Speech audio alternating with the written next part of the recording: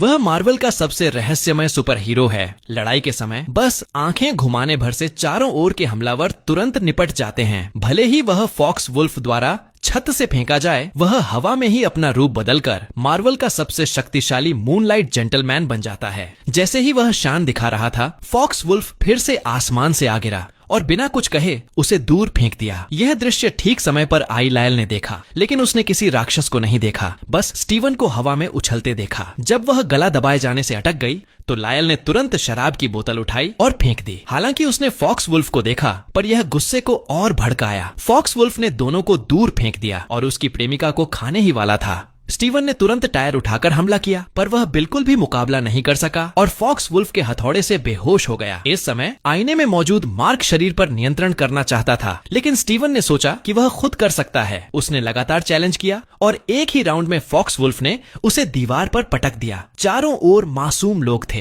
तभी उसने मार्क को शरीर पर नियंत्रण देने दिया। मूनलाइट की ऊर्जा उसके शरीर में भर गई। पूरे शरीर को बैंडेज से लपेटा गया और मूनलाइट नाइट ने शानदार एंट्री ली। उसने बिना देर किए ऊंची इमारत पर छलांग लगाई और फॉक्स वुल्फ पीछे पीछे आया ताकि उसे निर्जन जगह फेंक सके। स्टीवन इस समय अंधेरे में एक एल्फ जैसा दिख रहा था। उसने फॉक्स वुल्फ की स्थिति का निरीक्षण किया और जब सही समय आया, मार्क ने मून ब्लेड से हमला किया। एक ही चाल में फॉक्स वुल्फ का अंत हो गया। जब राक्षस पूरी तरह राख में बदल गया तो उसने अपनी छोटी चाकू वापस रखी और मूनलाइट की शक्ति हटा दी। लेकिन मार्क ने देखा कि गोल्डन बीटल अभी भी आर्थर द्वारा भगाया नहीं गया था। उसने जोरदार चीखें मारी और पागल की तरह सामने वाले गुओवेई को लात मारी, क्योंकि वह अपने आदेश पूरा नहीं कर सका। तभी मून गॉड कॉन्सू ने अचानक प्रकट होकर मार्क को डांटा कि उसने गोल्डन बीटल की रक्षा नहीं की। यदि वह एमिट के पुनर्जीवन को रोक नहीं पाया तो लायल को अपनी अवतार में बदल देगा। वे तुरंत मिस्र गए, लेकिन अकेले मार्क से आर्थर को हराया नहीं जा सकता था। कॉन्सू ने खुद जोखिम उठाने का निर्णय लिया और देवताओं को बुलाकर एमिट का न्याय कराने की योजना बनाई। आसमान अंधेरा हो गया। कॉन्सू अचानक गायब हो गया। उसने मार्क को पीछे की पहाड़ी के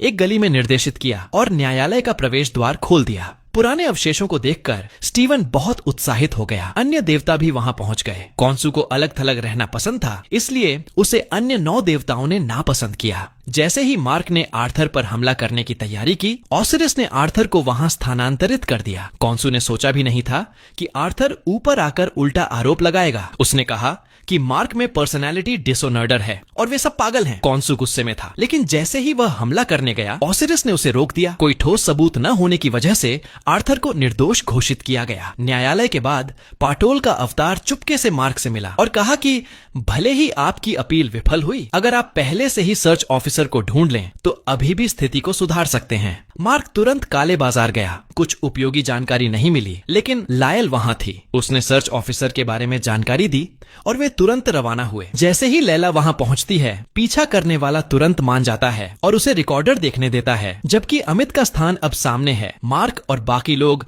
वहां लिखी हुई पुरानी लिपि को समझ नहीं पाते। उन्हें मजबूरी में स्टीवन की मदद लेनी पड़ती है। जैसे ही रहस्य खुलने वाला था, आर्थर अचानक सेन चांग पर आता है। मार्क ने सहज बुद्धि से उसका हथियार छीनने की कोशिश की, लेकिन लैला मोरगाट के नियंत्रण में थी, इसलिए उसे पकड़ में रहना पड़ा। आर्थर अचानक काला जादू छोड़ देता है और रिकॉर्डर और सबूत को राख कर देता है। मार्क को यह देखकर बहुत गुस्सा आता है। वह तुरंत मूनलाइट नाइट में बदल जाता है, जैसे भूत की तरह आसमान से उतरता है। हायर की सभी भाड़े के सैनिक उसके सामने फीके हैं। जब वह लगातार अपनी गर्लफ्रेंड की ओर फायरिंग कर रहे थे, मूनलाइट नाइट अपने केप से हमलों को रोकता है और पलटकर सभी दुश्मनों को मार गिराता है। उसकी हाथ में तीरों का निशाना सटीक है। जैसे ही मार्क सभी दुश्मनों को खत्म करता है, लैला तुरंत रिकॉर्डर में बची हुई जानकारी उठाती है। बाहर के छोटे गुंडे मूनलाइट नाइट के सामने टिक नहीं पाते और जल्दी ही खत्म हो जाते हैं। जैसे ही लड़ाई जोरों पर थी, स्टीवन अचानक अपनी पर्सनैलिटी बदल देता है। थोड़ी झटके के बाद मूनलाइट नाइट बदलकर मूनलाइट जेंटलमैन बन जाता है। वह सामने वालों से शांतिपूर्वक बात करना चाहता है, लेकिन अगले ही पल उसे मार दी जाती है। मार्क फिर से अपनी शरीर की लंबाई कम करता है। भले ही उसके पास अद्भुत खुद ब खुद ठीक होने की शक्ति है, अंतहीन भाले के हमलों का सामना करते हुए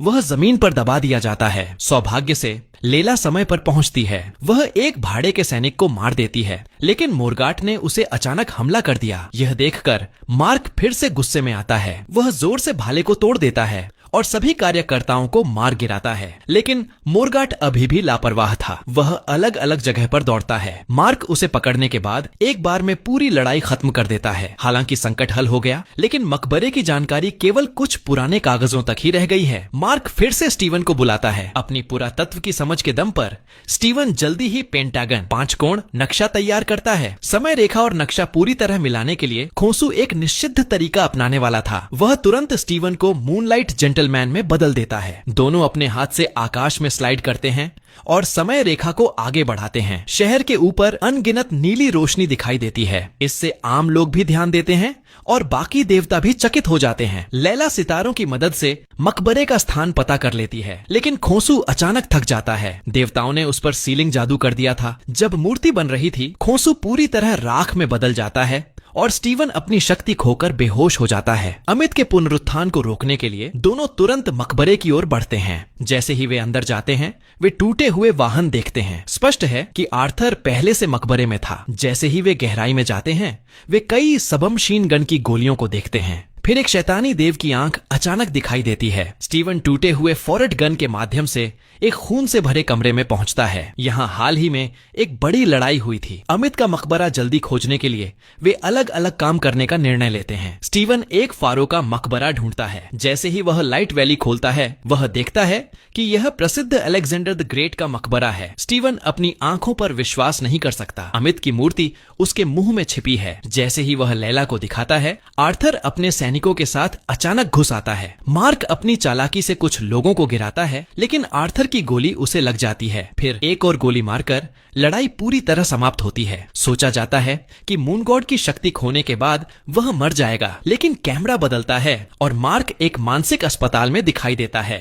वह स्टीवन का वास्तविक रूप भी देखता है। जब वे सावधानी से आगे बढ़ रहे थे, तब उनकी मुलाकात हिप्पोपोटम जैसी शक्ल वाले टैवरेट से हुई। इसके आकार को देखकर स्टीवन डर गया, लेकिन खुशकिस्मती से टैवरेट का स्वभाव बहुत ही शांत था। उसने दोनों को इस जगह की कहानी बताई और कहा कि वह सिर्फ उन्हें मार्गदर्शन करने के लिए आया है। उन्होंने जाना कि केवल अंडरवर्ल्ड तक पहुंचकर ही पुनर्जन्म संभव है। इसका मतलब था कि इस समय दोनों पहले ही मारे जा चुके थे। मार्क इस सच पर विश्वास नहीं करना चाहता था। उसने सामने का बड़ा दरवाजा धक्का दिया और जो दृश्य सामने आया उसे देखकर वह डर गया। वे एक बड़ी नाव में सवार थे और वह नाव इस समय रेगिस्तान में चल रही थी। अंडरवर्ल्ड के पवित्र स्थल लुवेन तक जाने के लिए उन्हें सत्य का तराजू पार करना था। हिप्पोपोटम देवी ने तुरंत उनके दिल निकाल लिए, लेकिन जब उसने दिल को ट्रे पर रखा, तराजू हमेशा हिलता रहा। यह स्पष्ट था कि वे अभी तक अपने दिल खोलकर सामने वाले के साथ ईमानदार नहीं हुए थे। मार्क और स्टीवन को मजबूरी में फिर से नाव के केबिन में लौटना पड़ा। दोनों ने किसी भी कमरे का चयन किया। वहाँ एक बेंच पर सवार थे उनके पूर्व के अपराधियों के शव। वे सभी वही लोग थे जिन्हें मार्क ने पहले मारा था। जैसे जैसे स्टीवन और आगे बढ़ा,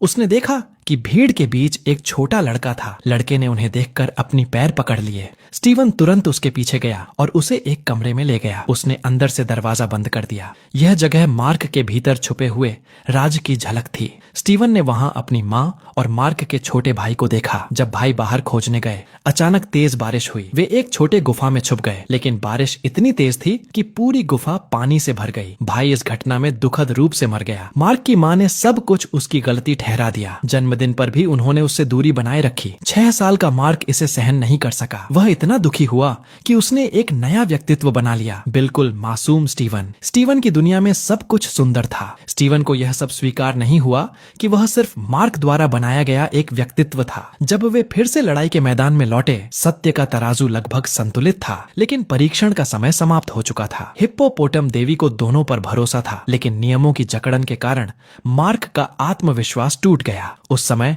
कई बुरी आत्माएं भी ऊपर चढ़ आईं। मार्क ने तुरंत उनका मुकाबला किया, लेकिन संख्या बहुत अधिक थी। जल्द ही उसे नाव के किनारे खींच लिया गया। जैसे ही उसके भाई को नीचे फेंकने वाला था, स्टीवन ने बेसबॉल बैट उठाया और एक शक्तिशाली वार किया। उसने मार्क को बचा लिया, लेकिन खुद गलती से नीचे गिर गया। हालांकि उसने तुरंत प्रतिक्रिया दी और जहाज की ओर दौड़ा, लेकिन उसका शरीर पहले ही रेत में बदल चुका था। वह सबके सामने रेत की मूर्ति बन गया। इसी समय सत्य का तराजू पुनर्जीवित हुआ। स्पष्ट था कि मार्क ने परीक्षण पूरा कर लिया था। कैमरा बदलते ही उसे लुवेयन में दिखाया गया। यह जगह जैसे किसी स्वर्ग जैसी थी, लेकिन मार्क खुश नहीं था। वह तुरंत वापस लौट गया और लुवेयन झटके में रेगिस्तान में बदल गया। मार्क जब स्टीवन के पास पहुंचा, उसका शरीर धीरे धीरे रेत में बदल रहा था। अंतिम विदाई के बाद मार्क ने दिल को उनके हाथों में रखा। तभी एक अद्भुत दृश्य हुआ। पीछे का दरवाजा धीरे धीरे खुला। दिल उनके हाथों में चमकने लगा। वे रेत की मूर्ति से फिर से मानव शरीर में बदल गए। उसी समय आर्थर न्यायालय में पहुंचा। देवताओं ने तुरंत जादू से प्रतिक्रिया दी, लेकिन वे बिल्कुल भी सक्षम नहीं थे। आर्थर ने अमित की मूर्ति ले ली और बिना कुछ कहे उसे तोड़ दिया। काली ऊर्जा तुरंत बाहर निकली और दुष्ट देवता अमित मुक्त हो गया। इसी समय लैला चुपके से मंदिर में गई। उसने सील वाले मंच पर टॉन्सू की मूर्ति देखी और उसे तोड़ दिया। टॉन्सू मुक्त हो गया, लेकिन उसे मार्क का अस्तित्व महसूस नहीं हुआ। इसका मतलब था कि टॉन्सू पूरी तरह मर चुका था। अब उसे अकेले अमित को फिर से जीवित होने से रोकना था। हालांकि अमित ने पहले ही उसे अपनी पूंछ से मारने की कोशिश की, लेकिन चंद्रदेव होने के नाते वह कमजोर नहीं था। एक तेज चाल से उसने अमित को घुमा दिया और फिर ऊपर से हमला किया, लेकिन अमित ने पकड़ लिया। बिना होस्ट के वह बिल्कुल कमजोर था। जब अमित ने हत्यारे को निगलने की कोशिश की तो स्टीवन और मार्क आखिरकार मोड़ने वाले दरवाजे से अंदर आ गए। मार्क ने तुरंत प्रतिक्रिया दी और अपनी शक्ति फिर से प्राप्त की। उसने लगातार बदलते हुए अमित के अंदर की गोलियां बाहर निकाल दी और रात में गायब हो गया। चंद्रमा की शक्ति की वजह से अमित की ताकत कम हुई। चांदनी योद्धा ने आर्थर से लड़ाई शुरू की और टॉन्सू ने भी अमित पर अचानक हमला किया। उसे अमित को विकसित होने से पहले हराना था। उसने अपने चंद्रभाले को उठाकर जोर से मारा। हालांकि उसने अमित को नियंत्रित किया, लेकिन अमित ने जोरदार छिपा हमला किया। इसी समय मार्क और स्टीवन शहर के बीच में उतरे। मार्क ने जादू की छड़ी उठाकर हमला किया। जब अमित हत्यारे को निगलने वाला था, लैला समय पर पहुंची। उसने अपनी हिप्पोपोटेमस शक्ति के साथ अमित के हमला को पलट दिया। अमित ने आर्थर की पराक्रमी गोली मारी, लेकिन वह उसकी कवच से लौट गई। लेकिन टॉन्सू के लिए सब इतना आसान नहीं था। उसकी हथियार अमित ने पकड़ लिया और उसका शरीर भी लगभग टूट गया। मार्क और स्टीवन ने जल्दी से बाकी दुश्मनों को साफ किया। हालांकि दुश्मन बहुत थे, लेकिन स्टीवन की ईश्वरीय शक्ति के सामने वे कमजोर थे। कुछ ही समय में उन्होंने सभी सामान्य दुश्मनों को हरा दिया। फिर जोड़े ने आर्थर पर हमला किया। वे लगातार उसे दबाव में रख रहे थे, लेकिन आर्थर ने ऊर्जा का झटका छोड़ा। जब वह लैला पर हमला करने वाला था, स्टीवन ने तुरंत कूदकर उसे रोका। उसने चांद की तलवार से हमला करने की कोशिश की, लेकिन आर्थर ने उसके हाथ पकड़ लिए और उसे जमीन पर पटक दिया। आर्थर ने उसके सीने में भाला मारा और विशाल चंद्र ऊर्जा के साथ हमला किया। मार्क का होश धीरे धीरे खोने लगा, लेकिन जब उसने देखा कि उसकी पत्नी खतरे में है, तो उसने तुरंत अपनी आंखें फिर से सफेद कर दी और खुद को संभाल लिया। उसने जीत हासिल की।